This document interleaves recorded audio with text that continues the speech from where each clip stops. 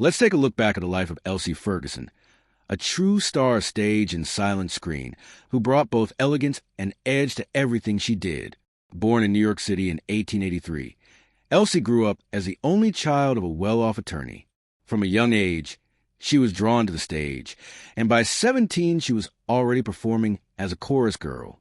Within a few years, she'd worked her way up, landing leading roles and making a real name for herself on Broadway. By 1909, Elsie was a major player in the New York theater scene, stylish, confident, and undeniably talented. She wasn't just a performer either. She used her fame to speak up for things she believed in. She supported women's suffrage, animal rights, and wasn't shy about sharing her opinions in interviews.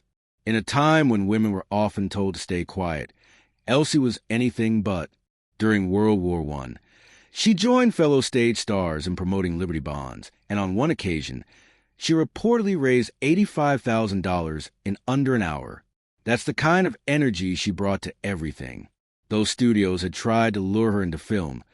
She held out until 1917 when director Maurice Turner convinced her to star in Barbary Sheep.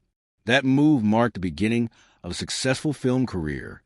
She signed with Paramount for an eye-popping salary, and her image as a classy, poised society woman carried right into the silent screen.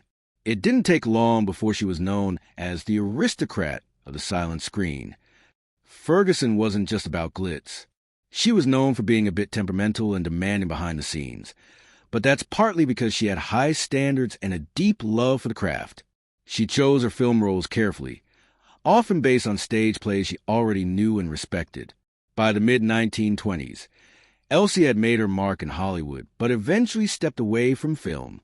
In 1930, she made her one and only talkie, Scarlet Pages. It was her final film, and she returned to the stage a few more times before retiring for good. She married 4 times, never had children, and eventually settled into a quieter life split between a Connecticut farm and a house in the French Riviera. Elsie passed away in 1961, leaving behind a sizable estate, much of it donated to animal charities.